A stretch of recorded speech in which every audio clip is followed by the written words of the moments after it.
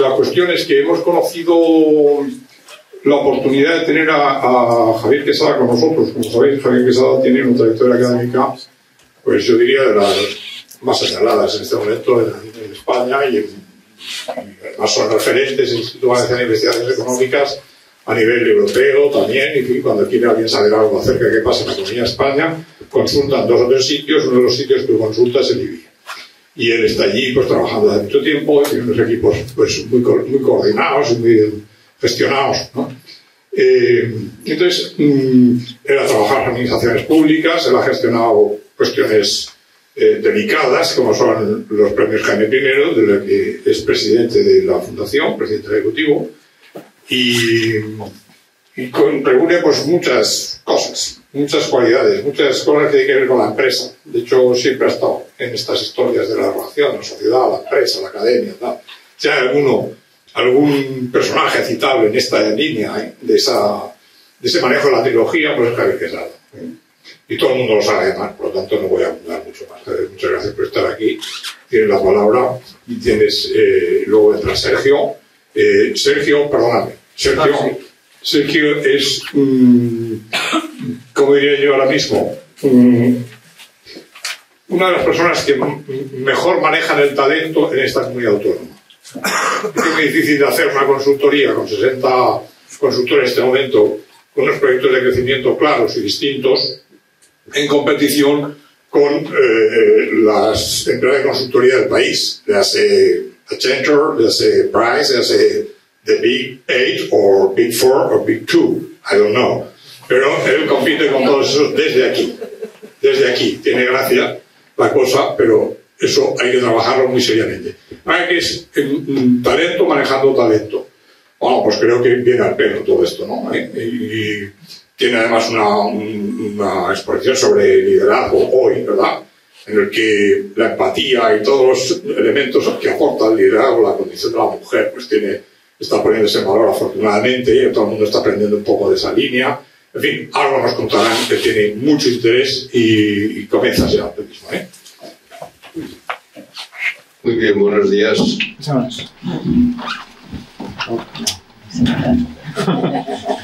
Si no será un reto que va a ser un reto. Que lleva la suya, también será todo esto. Esto tampoco. Bueno, Ya no, está moviendo ellos. Mientras cargan las diapositivas, doy las gracias a los organizadores por invitarme. He preparado una charla para hacerla algo entretenida y abordar un tema que yo creo que en España y en la Comunidad Valenciana es bastante acuciante, que es la relación entre el mundo de la ciencia y el mundo de la empresa. Como también el haber estado en los premios Rey Jaume I me da una visión de ciencia, tecnología y empresa, pues digo, igual es útil que haga estas reflexiones. En principio, me gusta esta metáfora de que a una orilla del río está la empresa y en la otra orilla está la ciencia, enfrente está el progreso, y que, igual que en una canoa van dando paladas la derecha y la izquierda, y en la política también, pues en esta reflexión lo que quiero decir es que para conseguir el progreso a medio y largo plazo de una sociedad, las dos orillas son fundamentales. En la orilla de la innovación, lógicamente, están las empresas. Aquí tienen un ejemplo de lo que es la innovación cuando apareció la bombilla. Esta en particular lleva desde el año 1901 encendida y aún no se ha fundido. Y es un reflejo de que primero hubo 8 inventores, pero luego Edison fue el que terminó por llevarse el gato al agua, porque convirtió el invento en una innovación.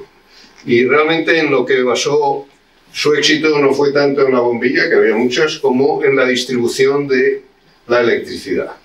Y bueno, es un ejemplo de que en la orilla de la innovación a veces el invento o la innovación precede al conocimiento, porque se hacen cosas sin saber muy bien por qué pasan. Las vacunas son un ejemplo, los fármacos no saben por qué curan, pero luego viene la ciencia y lo explica.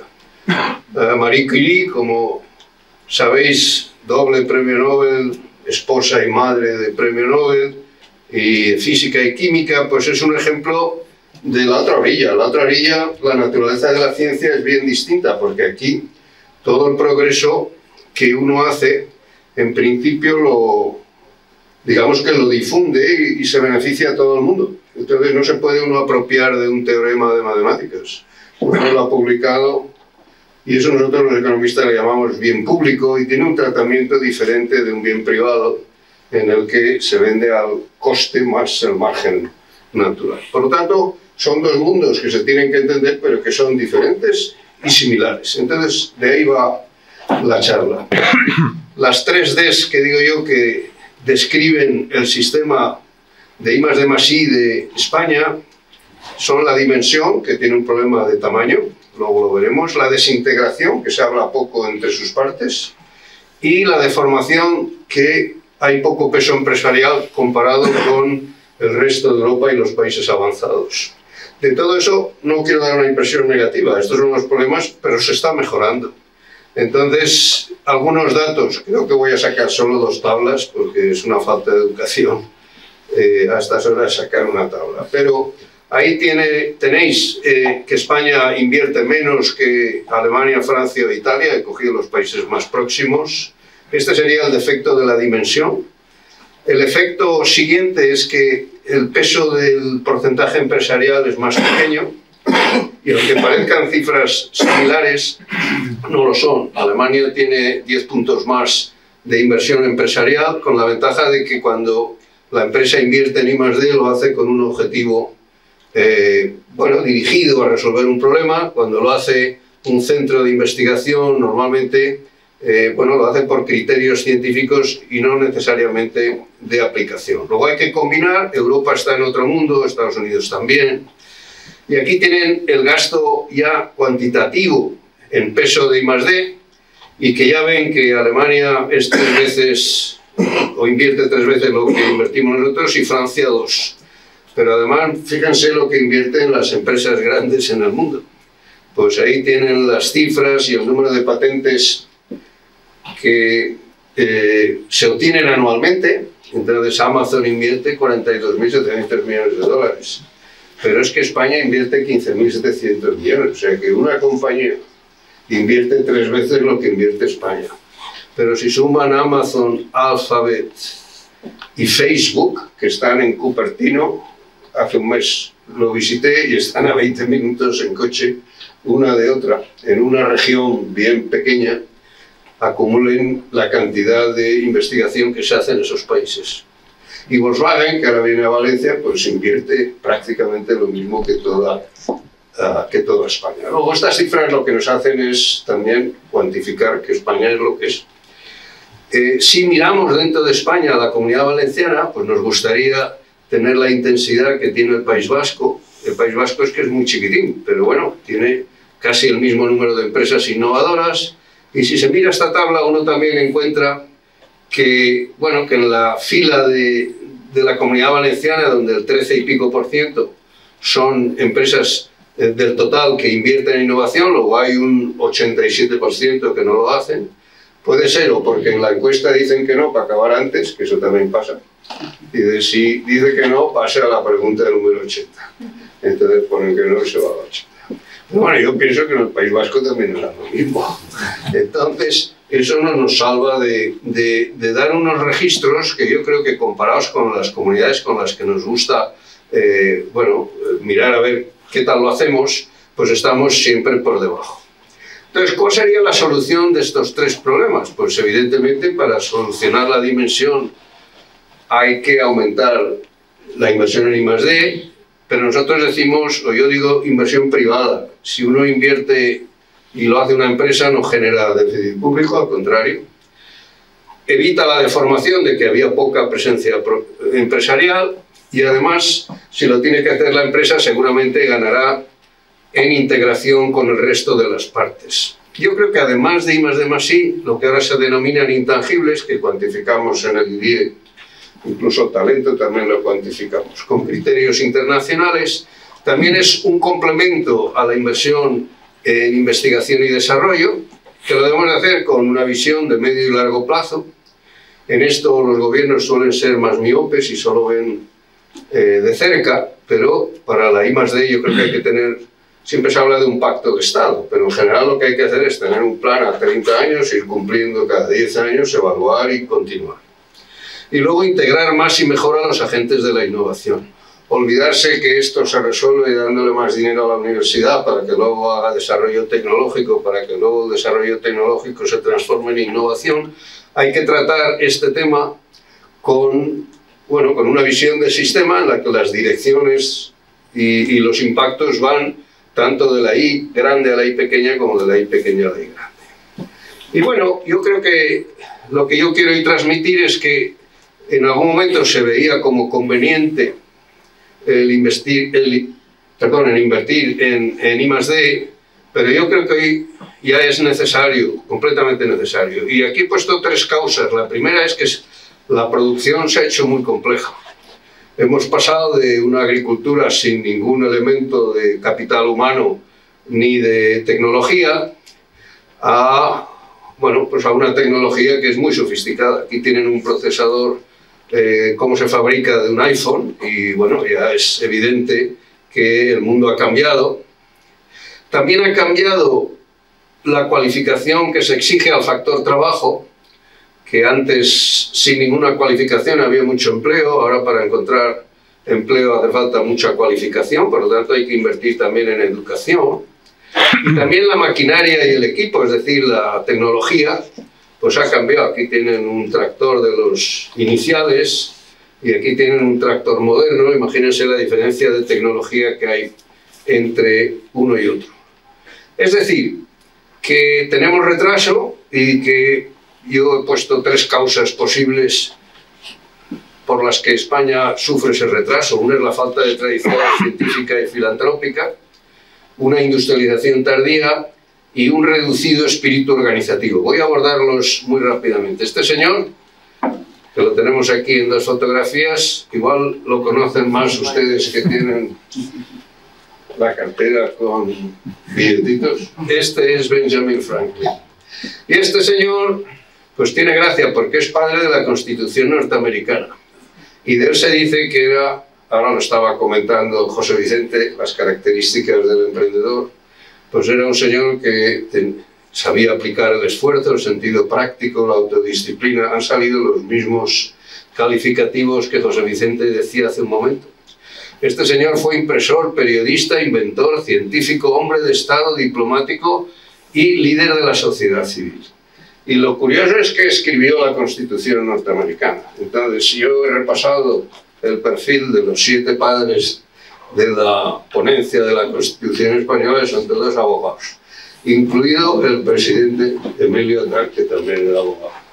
Entonces, bueno, es una diferencia de óptica sobre qué necesita un país. Como saben ustedes, este señor, aparte de inventar muchas cosas, inventó la biblioteca práctica en Filadelfia, es decir, que creó un pool de libros, y en fin, pero bueno, se le conoce sobre todo por la electricidad y el pararrayos, etc.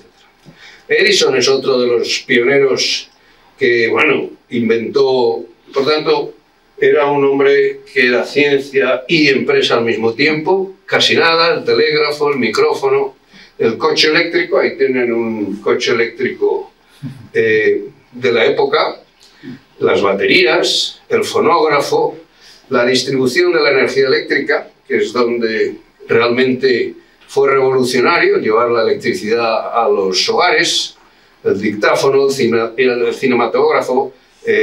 Bueno, esto está en la cultura norteamericana, está en la cultura europea, y en España nos cuesta encontrar el autogiro y 3 o 4 ejemplos de auténticas personas que sirven de modelo, porque yo lo que creo es que estas personalidades lo que hacen es impregnar el sistema educativo para que los jóvenes digan: yo quiero ser como Franklin o como Edison, y cientos de miles de personas que hay, bueno, cientos de miles no, pero sí miles de personas que hay en todo este mundo.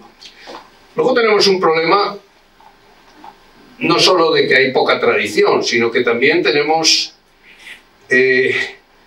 los filántropos en España a veces se ocultan porque no quieren tener el impacto social que en otros países. Aquí tienen a Carnegie Mellon, bueno, Carnegie Mellon era el socio, que vendió sus acciones, era el magnate del acero, y entonces hizo 3.000 librerías en Estados Unidos, creó la universidad, el auditorio que todos ustedes conocen. Aquí tienen a Alfred Nobel. Alfred Nobel cuentan que cuando se murió su hermano, el periodista se equivocó, hizo un obituario de él y ponía: el pirata empresario se forró haciendo dinamita con la que matar a los soldados. Cuando vio aquello, al día siguiente creó la Fundación Nobel, porque no quiso pasar a la historia como lo que había salido. Aquí tienen, bueno, filántropos españoles, extranjeros, Rockefeller, Warren Buffett, que ha dado prácticamente el 96% de su fortuna a la fundación. Ahora parece que se lo ha quitado, pero bueno, está en el mundo. No, porque ha habido un poco de problema entre los Gates, pero por lo que he leído últimamente. Pero bueno, ahí tienen cómo es natural, y aquí empieza a aprender esta idea de que con las grandes fortunas hay que hacer uso. Y aquí tienen un listado de los 9 más grandes de Estados Unidos, los benefactores. Es verdad que necesitamos una ley de mecenazgo, que parece ser que ahora va a tomar algo de vuelo. Pero yo quiero defender que no solo es importante el mecenazgo para fomentar la I+D, sino que además es rentable para la empresa, según el sector. Pero evidentemente no puede entrar solo por una conciencia social, tiene que entrar también por un interés empresarial. Esta tardía industrialización en España hace que, como hemos tenido poca industria, y la industria es la que más ha hecho progresar el progreso tecnológico hasta recientemente con los servicios de la informática y las comunicaciones, pues hemos llegado muy tarde. También tenemos una especialización productiva que no nos favorece. A veces la naturaleza familiar de las empresas es un obstáculo a la inversión en I+D, porque siempre están jugándose el patrimonio y es muy arriesgada esa decisión, y a veces en empresas en las que está más alejada la propiedad de la gestión es más fácil que se adopten políticas más arriesgadas. Luego en la otra orilla de la universidad pues hay poca cultura de cooperación, no solo entre universitarios, sino entre universitarios y empresas. Y por último, la formación de los empresarios, que ha mejorado muchísimo últimamente, pues lo que permite es que ya las empresas saben qué sabe la otra parte para que le pueda ayudar en su gestión. Y ahora voy a contarles alguna cosa de gente, bueno, de investigadores o bien puros, como son estos 3 premios Nobel, que fueron los que descubrieron el ADN. Algunos de ellos han estado en Valencia con motivo de las reuniones del genoma que organizó Santiago Grisolía hace muchos años. Jim Watson fue el que vino a Valencia. Estos son los 3 que se llevaron el premio Nobel, y esta chica, Rosalind Franklin, que falleció antes de que se le concediera, parece que era la que sabía, hizo el dibujo de la doble hélice y los otros se lo miraron encima de la mesa. Hay una historia ahí de que la plagiaron, pero bueno, ya estaba fallecida cuando se les dio el premio Nobel, y por lo tanto ahí hay una injusticia tradicional. Más personas que han pasado por Valencia del mundo de la ciencia. Pues este es Craig Venter, que no sé si han oído hablar ustedes de él, pero es el que creó Celera Genomics. Estos son los que hicieron la secuenciación. Había 2 proyectos, uno privado y uno público. Este es el privado. Creó una empresa. Este se dedicaba al surf. Era un esto de playa, musculitos, y estaba todo el día con la tabla arriba y abajo. Y de repente fue a la guerra del Vietnam, vio el sufrimiento, hizo la carrera, se doctoró y de repente se hizo científico. Y como científico acometió el proyecto privado de secuenciar el genoma humano. Y fichó a Hamilton Smith, que también viene a los jurados de los premios Rey Jaume I, y ahora ya no viene, pues se ha hecho muy mayor. Lo fichó en Bilbao en una reunión que hubo del genoma, y se lo llevó a la empresa, y ellos hicieron el proyecto privado. Y en el proyecto público, que lo hizo el NIH, que es el National Institute of Health de Estados Unidos, lo llevó Frank Collins, y esto es lo que hicieron, en definitiva, es bueno, secuenciar el ADN, y luego pasaré por la ganadora del premio empresarial este año, que hace secuenciación en la Marina de Valencia, tiene un aparato, un secuenciador. Volveré sobre ese tema. Este es un señor que se llama Karimulis, premio Nobel del 93, les sonará lo del PCR, porque hemos terminado la PCR hasta el gorro. Pues este es el que la descubrió, que es con poco ADN hacer más. Eso nos sirve para hacer pruebas y saber si estamos o no infectados. Resulta que era empresario, pero trabajaba para una compañía, le indemnizaron con $10.000 y lo echaron porque era bastante díscolo, digamos, y la empresa se llevó 300 millones de la patente. Bueno, ejemplos, esto es Arthur Komberg, que venía también a los premios, premio Nobel, a los premios Rey Jaume I, y su hijo, que está viniendo, es otro caso de esos y estuvo el viernes pasado en La Lonja, y es otro ejemplo de un padre que sí que creó una empresa y un hijo que es científico. Entonces no ha heredado la parte empresarial, pero la parte científica por supuesto que sí. Como digo, hay muchos ejemplos. Estos son dos economistas, para que no digan que no soy autocrítico, dos premios Nobel que crearon un fondo de gestión de capitales y quebró. No solo quebró, sino que, bueno, vino la crisis rusa del año 98 y ellos habían creado un modelo muy sofisticado, total, que perdieron 4.800 millones de dólares y tuvo la Reserva Federal que llamar a los principales bancos de los Estados Unidos y decirles que asumieran las pérdidas para que no contagiara el sistema financiero. Ha sido uno de esos ejemplos. Este es otro premio Nobel nuestro que es inmunólogo, y como la inmunología ahora mismo está en todos los tratamientos, pues lo he querido traer hoy. Este es un ejemplo de éxito de empresario que, bueno, lo que ha tocado lo ha convertido en oro. Timothy Springer ha creado empresas en el área de farma, es un fundador de Moderna, que es una de las vacunas, como ustedes saben.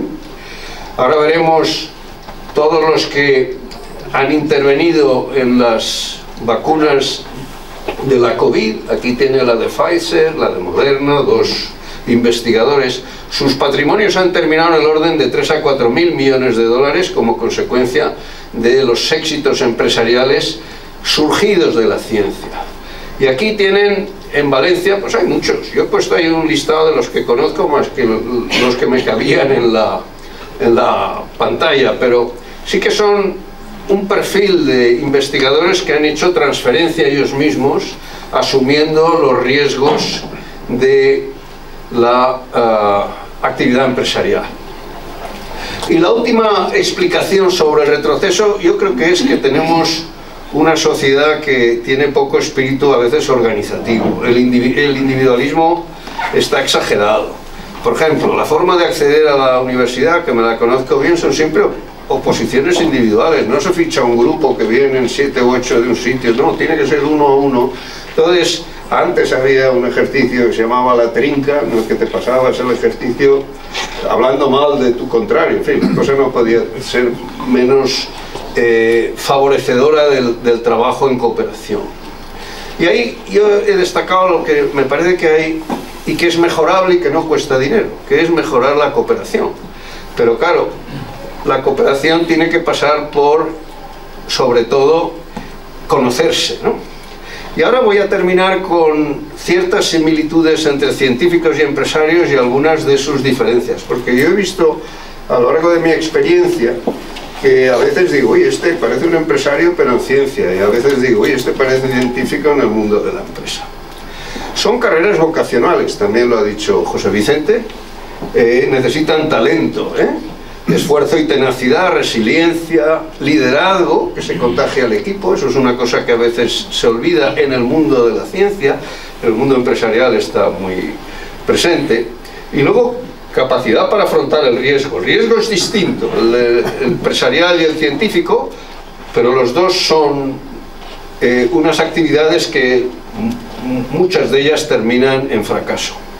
Y es muy creativo, es decir, que en un sitio crean ideas, aplicaciones, y en otro se crea riqueza y empleo, que tienen visión de largo plazo, porque ningún empresario piensa a corto, piensa a largo, aunque luego tiene que gestionar las nóminas.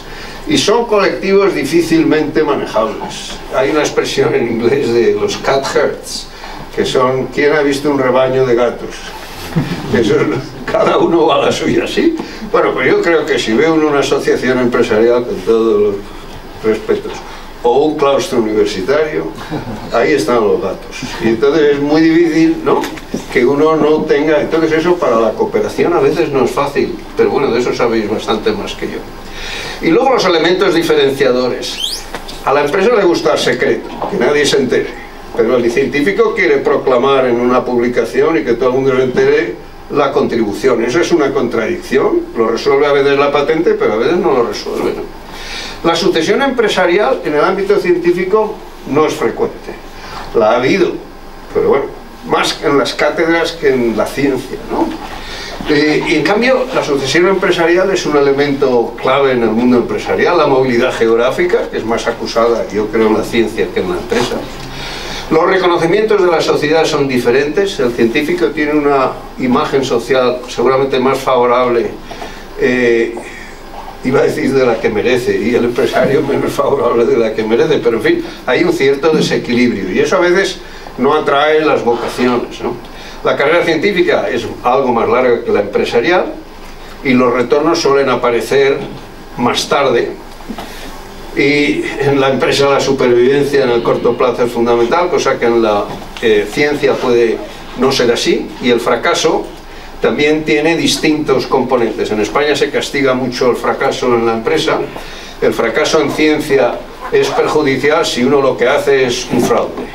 Y por último, la formación universitaria del empresario, que aunque no sea condición necesaria, sí que es conveniente. Yo no digo que para formar una empresa haya que tener estudios, ni muchísimo menos, pero no vienen mal, siempre que no lo separen uno de la vocación empresarial.